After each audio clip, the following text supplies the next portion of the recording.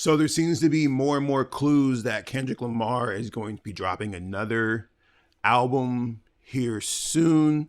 People are talking about the snippet that came out a couple of days ago and how that song is not attached to the album and how it might lead to another rollout. But as time and time goes on and people are listening to this album and more clues are coming out, it does seem as if though Kendrick Lamar is going to probably drop another album. So I'll actually like to hang out on Reddit a lot. Reddit's probably one of my favorite websites. And I'm not sure if you've been on Reddit during the Drake and Kendrick beef. First of all, it was crazy on there. There was a lot of weird stuff going on those subreddits. But I digress. My point is that the Kendrick Lamar subreddit, there's a post on there talking about how if you put the metadata on, I guess he was using like WinPlayer or Windows Media Player or something like that. It says CD1, so GNX CD number 1. And I'll actually post the screenshot somewhere, maybe right here, so you can see what I'm talking about. And so people are now suggesting that Kendrick's going to be dropping a CD2, like a second disc, sometime here very soon. And honestly, like, it makes sense. Like, if you watch my other video for Kendrick Lamar talking about the album he put out, I really feel like, first of all, the album's solid. Like, I don't hate this album. And this is not a review or a reaction video, but I'm just kind of speaking on the nature of why I think we'll get a second album. And just to be frank, like, even the Squabble Up video that just came out, the Squabble Up video just dropped, I think, 20, 30 minutes before I started recording this video. Great video, very creative, very low budget, but very creative. Kendrick doing his thing on it. I rock with that. But even that song, even as the lead single, even with that being probably the number one song in America next week, I don't think that song is a Super Bowl worthy song. I don't think it's a song that he can perform at the Super Bowl and expect that to go over well. And this is what the conversation is really about, is this Super Bowl thing. Like, if the Super Bowl wasn't in the conversation, it'd be a whole different conversation. But this whole rollout for the Super Bowl, which is one of the largest stages an artist can play, if not the largest. I think the largest stage an artist can play is the World Cup, like the World Cup finals, because I think there's like 400 million, maybe up to like 600 million people watching the World Cup at any given point in time. But the Super Bowl is like the second largest stage, right? And literally, like, legacy artists, some of the greatest artists of all time, have played this stage. And when they do this stage, they're not doing like the brand new cuts. They're not doing deep cuts. They're not doing songs that like are even their favorite songs. They're doing songs that are the most popular songs, the songs that have resonated the most with the world. And so when I think about that, this has always been a conversation I've been having with people, is that like Kendrick does have a few of those songs, but I feel like he needs something else in order to really like kind of put him over the top in terms, especially rolling into the Super Bowl. So there's been all kinds of rumors floating around. There's been rumors saying that he might have a song with Taylor Swift.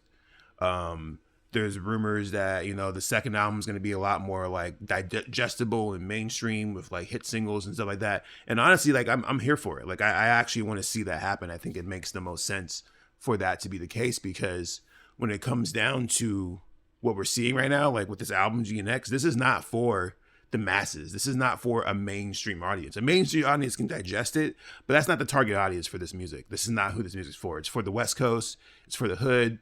It's for people. It's like a very cultural album, which I do appreciate a lot about it, is the fact that he really locked down the culture, the current sound of the West Coast, and basically catapulted that to the forefront, especially by putting all these new artists on it. So it's like, yeah, I get that. But when you're thinking about mainstream America, and I'm talking about general white male, general white female, even general black male, general black female, who are watching the Super Bowl and halftime comes on and artist comes to the stage, and that artist is Usher, or that artist is Dr. Dre, or that artist is, I guess, Jennifer Lopez and Shakira. I mean, Shakira makes more sense than Jennifer Lopez, but Shakira. When these artists hit the stage, you're expecting them to do certain songs. And these are certain songs that are massive hits. Like I said, songs that have resonated throughout your entire career. Even look at Dr. Dre's performances in the songs that he did. He did the songs that he was most known for. The next episode, Eminem did Lose Yourself. Even though Eminem has a massive catalog of songs, he performed Lose Yourself. Why did he perform Lose Yourself? Because Lose Yourself is an Academy Award winning, massive, multi-platinum song. It's the biggest song of his career to this date. Even though he has better songs, even though he has songs that are more relevant, even though he has songs that attach to a audience that is just as large, that's his biggest song. And so when it comes to Kendrick Lamar, it's like you're kind of running out of time here, buddy. You're kind of running out of time in terms of like generating a song on that scale. So having a song with Taylor Swift actually makes a lot of sense. Whereas like if he drops a hit single with Taylor Swift sometime in the next couple months, right? With that said, it's like that's also it's a little weirder conversation when you think about the whole grand scheme of how we got to this point in terms of the beef between Drake and Kendrick and Taylor Swift somehow being involved in that with producers and all that, Jack Antonoff and all kinds of stuff like that. It gets kind of really convoluted when you really talk about it and think about it. But if you just ignore all that and think about the music and the fact that they have a relationship and they're trying to make music and make money and touch the world, then that makes sense they did with a collab. But I would not be surprised if we saw or see another Kendrick Lamar album very, very soon. Tomorrow, Friday, Black Friday. I wouldn't be surprised if he drops an album on Black Friday. Just because of the time frame that we're dealing with right now, the fact that he's already grabbed the masses' attention right now, he has the people's attention right now. And the reviews of this album are all over the board. If you look at like how some people are responding, some people are saying this is his best project, some people are saying it's his worst project. It's all over the board. And it's fascinating to me because it's like, well, if he kind of dropped another project here very soon to kind of like fill in those gaps and continue to dominate this year, that is very, very possible for that to be the case. So, I don't know, GNX 2, maybe something a little bit more palpable. Also, it seems that this music on this album was made very recently, like over the last 6 months or so. We already know that some of these songs were created literally like a couple weeks ago. And so that kind of plays a role into it too, because we know that Kendrick is a methodical concept artist. And we wouldn't be surprised if he has been working on another larger scale concept album before this whole beef and like sonic switch started, because that's part of it too. When you really break it down, is like you could argue that Kendrick probably wouldn't be sounding like this and be going in this direction if it weren't for his beef with Drake and the success of Not Like Us. Maybe that's a big argument, and I hope that's like kind of not true, but you have to kind of look at the trajectory of the music that he was making with his last album, Mr. Morale.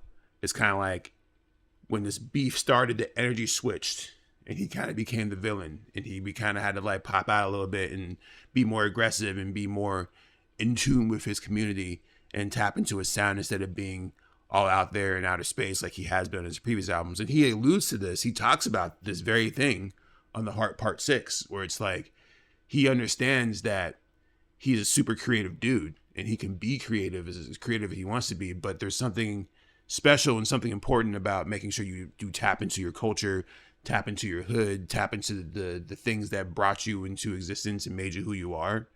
It's important to do that. And that's kind of the most important thing about this album, is the fact that it taps into that culture. I'm saying he's putting all these new artists that people haven't heard of. He's really adopting that culture sound with the West Coast kind of Bay Area sounds and using Mustard on a lot of production and really tapping into that. It really is a homage to the West Coast. It's a homage to his culture. It's a homage to his hood.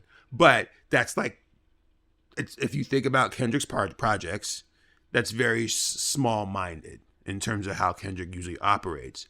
This dude has made, therapy session plays and movie albums and all kinds of stuff like that. And every album that he's done has been on a scale of creative threshold pushing.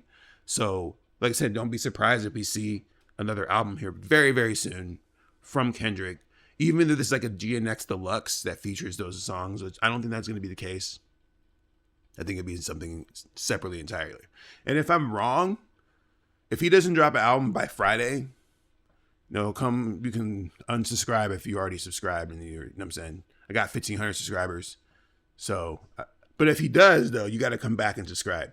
If you see this video, you got to come back and be like, I owe this man a sub and a like. So do that. The bet is on. Shaking your hand. Cool. I'm going to go ahead and get out of here. I love you all. Be safe. Peace.